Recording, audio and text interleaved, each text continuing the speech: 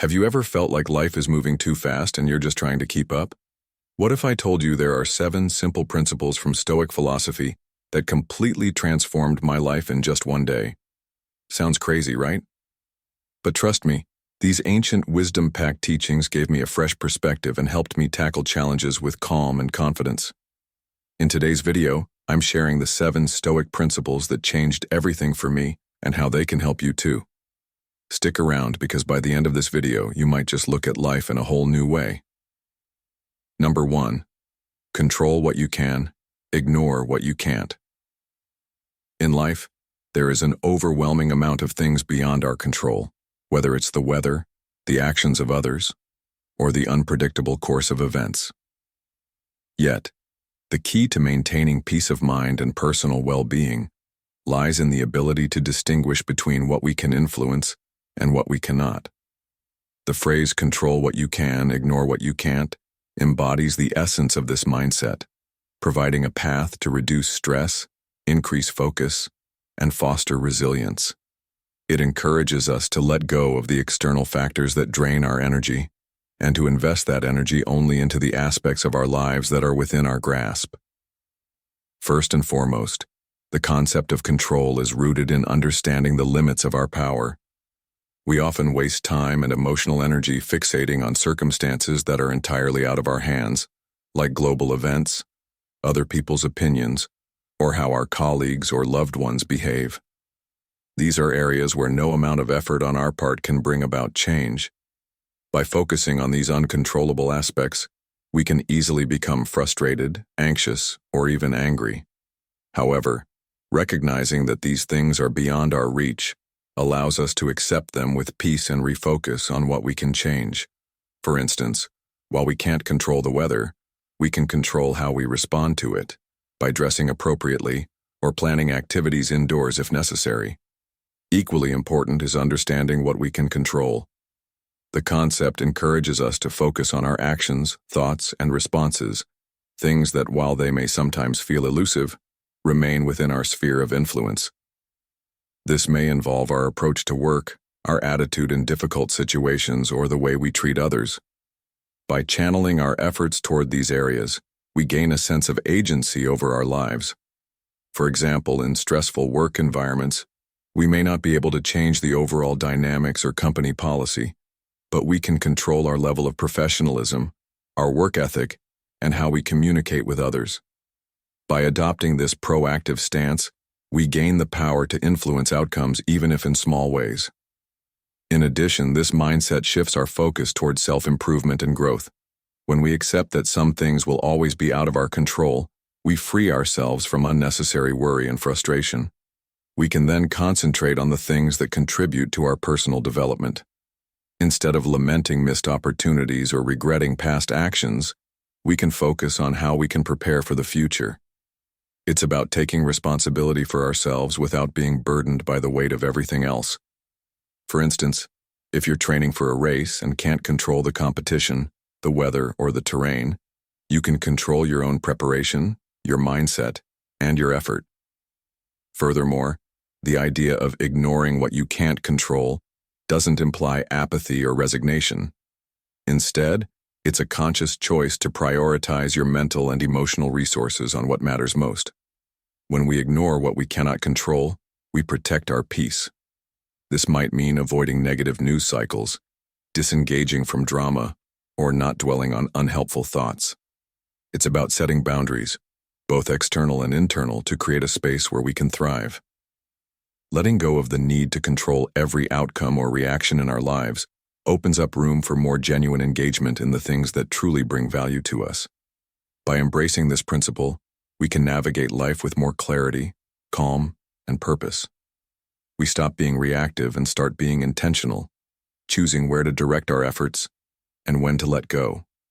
It allows us to adapt more readily to life's uncertainties, and most importantly, it leads to greater emotional well-being. In a world full of unpredictability, focusing on what we can control is not only liberating, but essential for leading a balanced, fulfilling life. Number 2. Perception is everything. Perception is an extraordinary lens through which we interpret and interact with the world around us. It shapes our understanding of reality, influences our decisions, and defines our experiences. The notion that perception is everything underscores its significance, as our perceptions mold how we see ourselves, others, and the situations we find ourselves in. While reality exists independent of our minds, how we perceive it has an immense impact on our emotions, behaviors, and even our outcomes in life. At its core, perception is the process by which we organize and interpret sensory information to form a coherent picture of the world. What we see, hear, and experience is filtered through the lens of our beliefs, values, past experiences, and expectations. This filter often distorts or amplifies certain aspects of reality, meaning two people can experience the same event and perceive it completely differently. This phenomenon highlights the power of perception. What we think we see or experience may not always align with the objective truth. A simple example is when two individuals have a disagreement about a past conversation. They might recall the same exchange in entirely different ways due to their unique perceptions of the situation. One of the most striking aspects of perception is its ability to shape our identity. The way we perceive ourselves directly affects our self-esteem, confidence, and sense of purpose. If we view ourselves negatively, it's likely that we will struggle to achieve our goals or find fulfillment. Conversely, when we perceive ourselves positively, embracing our strengths and acknowledging our weaknesses, we are more likely to act with intention, pursue opportunities, and overcome challenges. Self-perception influences how we navigate the world and interact with others, which in turn shapes the relationships we build and the success we achieve. In this sense, perception truly becomes the foundation of our reality. Similarly, our perception of others plays a vital role in how we relate to the people around us. Human beings are wired to make judgments and assumptions based on limited information, often based on stereotypes or first impressions. However, these perceptions can be deeply flawed, as they often fail to account for the complexity of individuals. When we perceive others through a narrow or biased lens, it can lead to misunderstandings, conflict, and missed opportunities for connection. On the other hand, when we take the time to challenge our assumptions and broaden our perception of others, we open ourselves up to richer, more meaningful relationships. Ultimately, how we perceive others directly impacts the way we treat them, and in turn, how they treat us. Perception also holds a significant influence over how we approach challenges and setbacks. If we perceive obstacles as insurmountable, we may feel defeated before even trying. However, if we shift our perception and see challenges as opportunities for growth and learning, we are more likely to approach them with resilience and creativity. A positive shift in perception can be the difference between giving up and pushing forward with renewed determination. The power of perception extends to all aspects of life, from our career ambitions to our personal relationships, and it is the key to unlocking our potential. In the realm of business and leadership, perception often dictates success. Leaders who are able to project confidence, clarity, and authenticity shape how their teams perceive them, which directly affects the team's morale and productivity. In contrast, a leader whose perception is clouded by doubt or insecurity may inadvertently create an environment of uncertainty or disengagement. The ability to manage one's perception, whether in personal or professional spheres, becomes an essential skill for navigating the complexities of modern life. Ultimately, perception is not just a passive process of receiving information. It is an active, dynamic force that can shape our world. By being aware of the filters through which we view life, we gain the power to transform our experiences. Perception is everything because it is the lens through which we make sense of the world, and by adjusting that lens, we can transform our lives in profound ways. Whether it's by changing our perception of ourselves, others, or the challenges we face, we hold the power to redefine our reality. It's up to us to recognize this power and harness it to create the life we desire. Number 3. Memento mori. Remember you will die.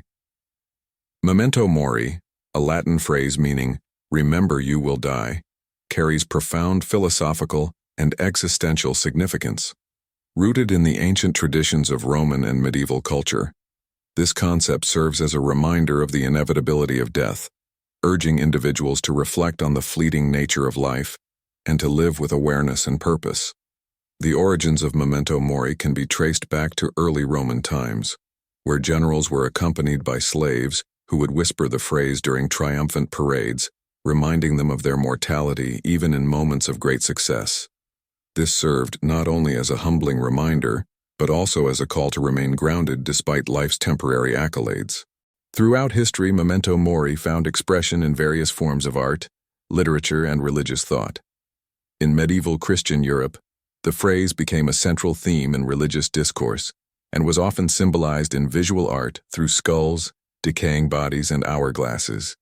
Common memento mori motifs, serving as both a reminder of death's certainty and a call to embrace the afterlife's promise. Artists and scholars during the Renaissance revived this motif as part of their exploration of human existence, frequently using it to illustrate the transient nature of material wealth and the futility of excessive indulgence.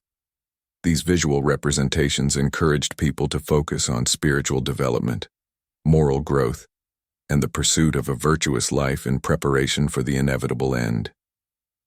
The power of memento mori lies in its ability to challenge complacency and instill mindfulness. By confronting the reality of death, individuals are prompted to live with greater intentionality. In the face of mortality, the concept urges one to evaluate priorities, whether they are personal, professional, or spiritual, and to align them with long-term meaning rather than short-lived distractions. For many, contemplating death can bring clarity to the meaning of life, as it pushes the individual to consider what truly matters in the finite span of existence. Memento mori also carries a deeply humbling message, reminding people not to become overly attached to their own ego or accomplishments. The wealth, status, and power that many seek are ultimately transitory, and when faced with the certainty of death, such pursuits often appear hollow. Instead, the concept suggests that one should live humbly, with kindness and love, understanding that one's time is limited.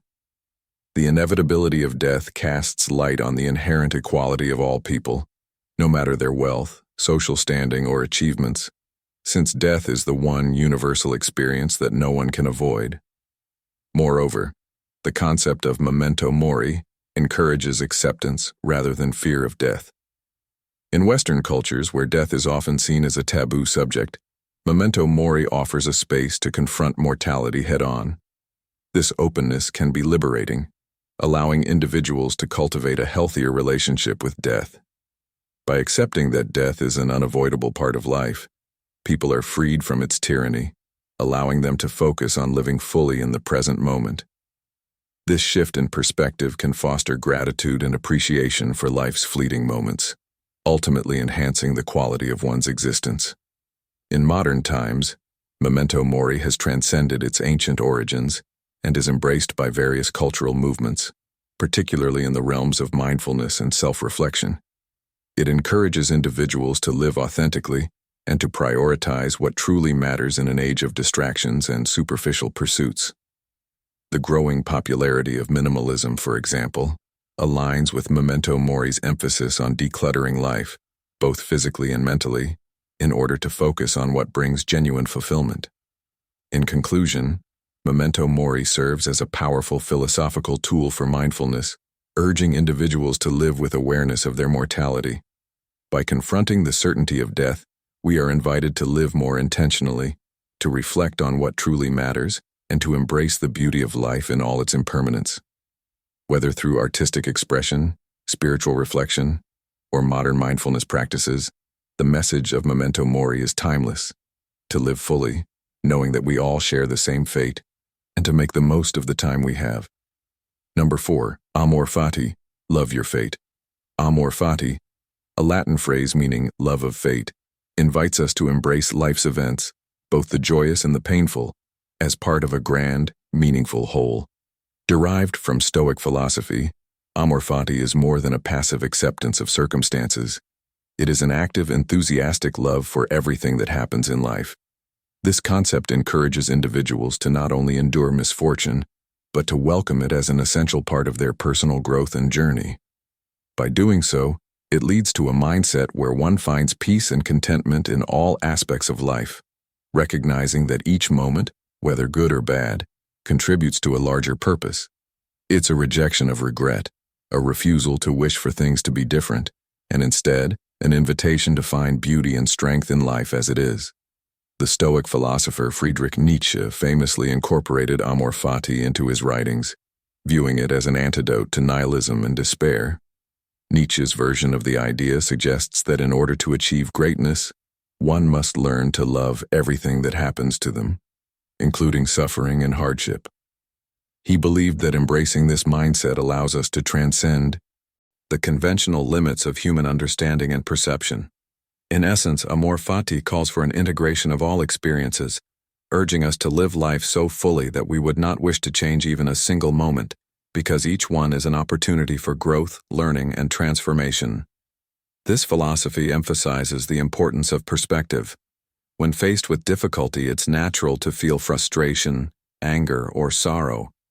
But amor fati teaches us to step beyond these immediate reactions. Instead of lamenting the unfairness of life or wishing for different outcomes, we are encouraged to look for the deeper lessons in these challenges.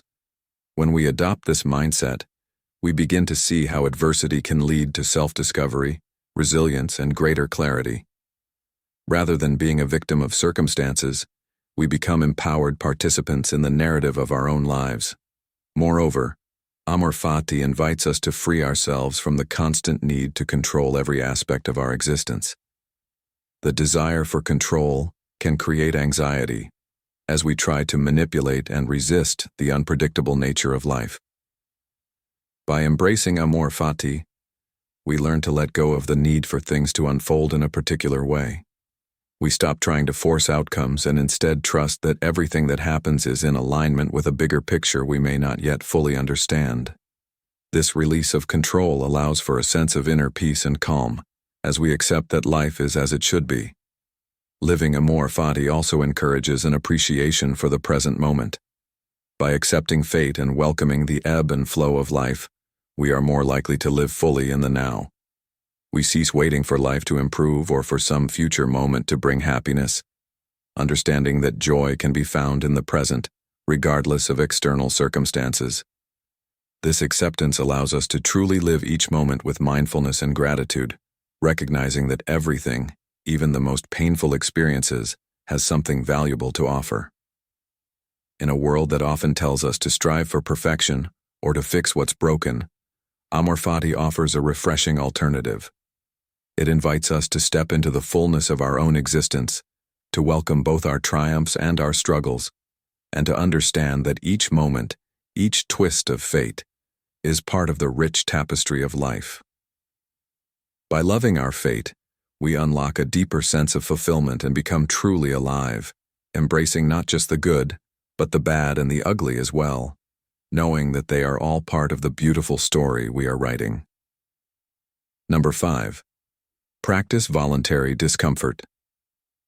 In a world that increasingly prioritizes comfort, luxury, and convenience, the concept of voluntary discomfort stands in stark contrast, offering a profound way to grow both mentally and physically. Voluntary discomfort is the practice of deliberately putting yourself in situations that are uncomfortable or challenging, without any external necessity. It's not about seeking hardship for its own sake, but about choosing discomfort as a tool for self-improvement, mental fortitude, and resilience. By embracing discomfort on our own terms, we develop a mindset that helps us face life's inevitable struggles with more ease, strength, and a sense of control. At its core, voluntary discomfort is a powerful exercise in discipline. In an age where instant gratification is the norm, choosing to step away from that comfort zone requires immense willpower and dedication. This could manifest in small daily acts like taking a cold shower, fasting for a period of time, or waking up earlier than usual to exercise. These acts, though seemingly minor, force the body and mind to confront discomfort and break free from the habitual ease that can lead to stagnation. Through consistent practice, we build a stronger mental and physical foundation, preparing ourselves for tougher challenges in life. Psychologically, voluntary discomfort has the power to shift how we perceive and react to discomfort. The mind often equates discomfort with danger or failure, but by voluntarily choosing to face it, we reshape this narrative. Each time we expose ourselves to discomfort in a controlled and intentional way, we diminish its power over us. Instead of viewing discomfort as something to avoid, we begin to see it as a stepping stone to growth and strength. It teaches us how to tolerate the discomfort and keep moving forward, even when the going gets tough. One of the most significant benefits of practicing voluntary discomfort is its impact on resilience. Life is full of unpredictable events, stressful situations, loss, unexpected changes, and failures. While we can't avoid these challenges, voluntary discomfort helps prepare us for them. By regularly pushing ourselves to experience discomfort, we condition ourselves to remain calm and resourceful in the face of adversity. The small, controlled discomforts we endure become stepping stones toward enduring the larger, uncontrollable difficulties life throws our way. This practice builds the mental toughness needed to not only survive but thrive during periods of hardship. Moreover, voluntary discomfort can enhance self-awareness. When we choose discomfort, we become more attuned to our limits, both physical and emotional. For example, choosing to fast might push us to understand our relationship with food, or enduring a cold shower might highlight our resistance to discomfort and how our mind tends to seek out comfort even when it's not necessary. This heightened awareness opens the door for personal growth as we gain insights into our own behaviors, fears, and habits. It teaches us to confront our weaknesses, not with judgment, but with the intent to strengthen them. In a society where avoiding discomfort is often seen as a luxury, the benefits of embracing voluntary discomfort extend beyond individual growth. It challenges the norms of consumerism and instant gratification, encouraging a mindset shift toward long-term fulfillment and self-reliance. It fosters a deeper understanding of how growth is often born out of challenge and hardship, and how our greatest potential is unlocked when we step into the discomfort we would normally avoid. In conclusion, voluntary discomfort isn't about embracing suffering for its own sake. It's about the intentional, controlled exposure to discomfort to foster growth, discipline, resilience, and self-awareness. By practicing discomfort, we train ourselves to handle life's inevitable challenges with greater ease, patience, and strength. Over time, these small acts of discomfort lead to a profound transformation, not only in how we approach the world around us, but also in how we approach ourselves. Number 6, speak less, do more. In a world where words are often abundant and easy to come by, the true measure of a person's impact lies in their actions. The phrase, speak less, do more, encapsulates the idea that actions carry more weight than mere words. It's easy to talk about goals, dreams, or ideas, but the real power comes from what we do to bring those words to life.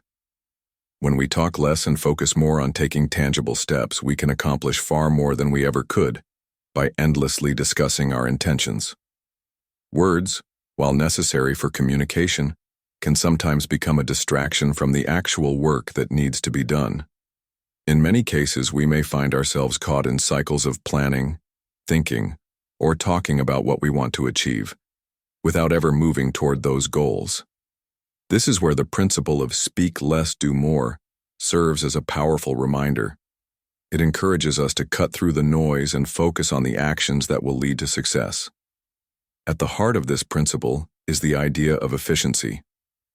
When we spend too much time talking about our plans, we can waste energy and time that could be better spent taking action. It's easy to feel like we're accomplishing something by talking about our goals or offering advice. But real progress comes from getting our hands dirty and diving into the work. By speaking less and doing more, we ensure that our energy is directed toward real outcomes rather than the endless cycle of discussion. This doesn't mean that communication is unimportant. Rather, it highlights that there is a time for speaking and a time for doing.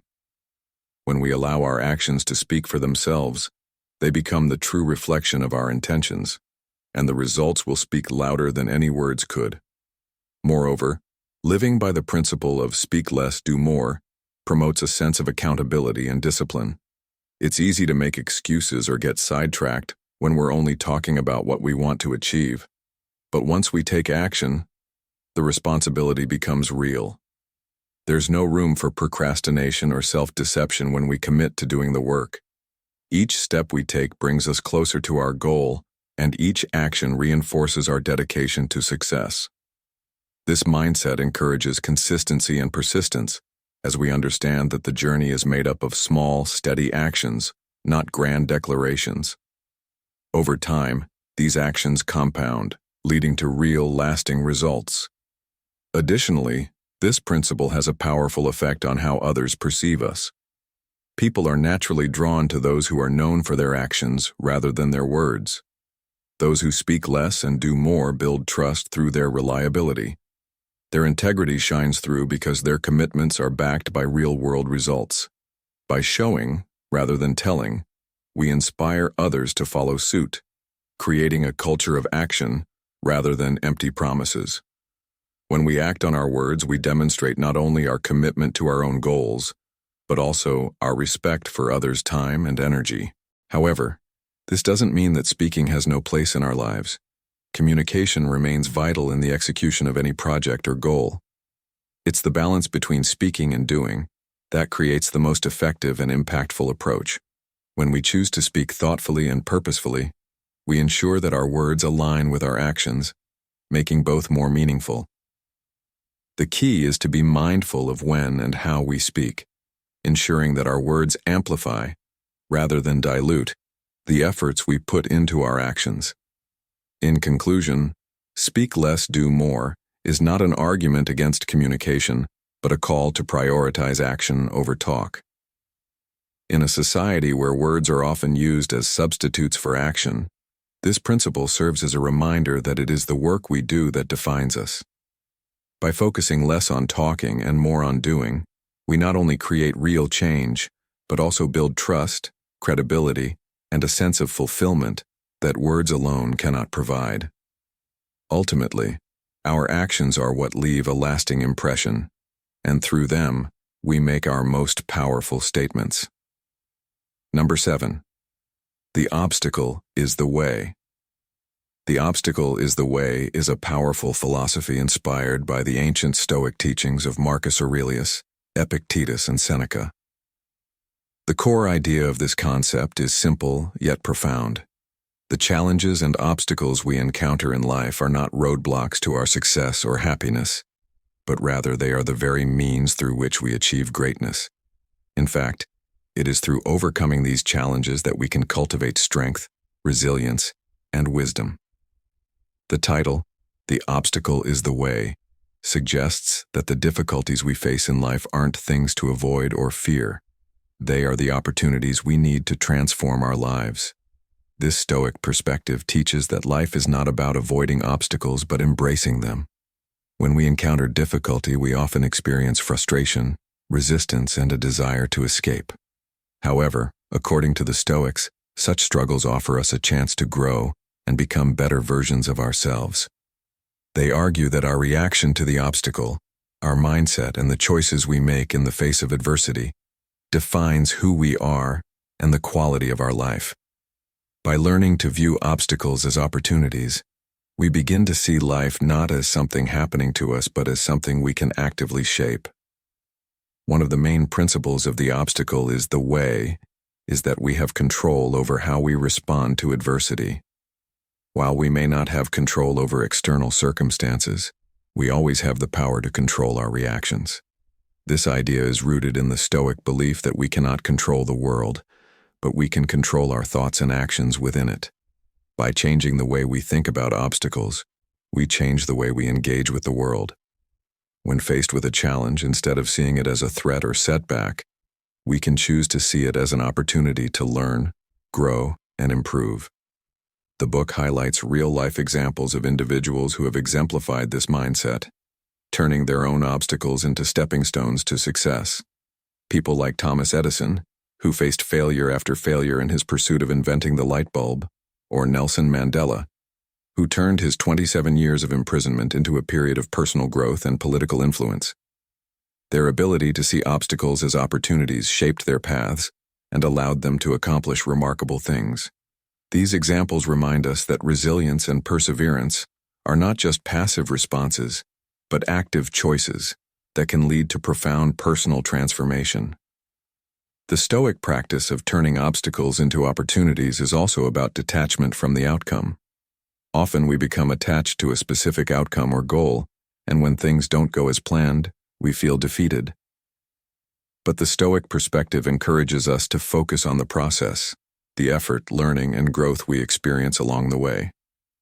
By doing so, we free ourselves from the need for external validation and are more at peace with whatever the outcome may be. This mindset shift allows us to maintain a sense of calm and clarity, no matter what obstacles arise. In a practical sense, the philosophy of the obstacle is the way involves applying three key principles: perception, action, and will. First, we must change the way we perceive the obstacle, seeing it not as a hindrance but as an opportunity for growth. Second, we take action, using the obstacle as a means to move forward, not retreat. Finally, we exercise willpower, demonstrating our ability to persist in the face of adversity and maintaining a strong sense of purpose and determination. This combination of perception, action, and will allows us to navigate the ups and downs of life with resilience and grace. Ultimately, the obstacle is the way invites us to embrace challenges with open arms, trusting that they are not only a natural part of life, but a vital force that can propel us toward personal and professional success. It teaches us that by facing obstacles head-on and choosing to respond with wisdom, we become stronger, more capable, and more prepared for whatever comes next. In the words of the Stoics, the obstacle is not our enemy. It is our greatest teacher. Thank you so much for watching. I hope these 7 Stoic principles give you as much clarity and strength as they gave me. Remember, transformation doesn't always happen overnight, but when you start applying these principles, even small changes can lead to profound results. It's all about mindset, discipline, and how you respond to life's challenges. If you found value in this video, please consider subscribing and hitting the notification bell so you don't miss out on future content that could help you on your journey of personal growth. Let me know in the comments which principle resonated with you the most, or if you have any other Stoic insights to share.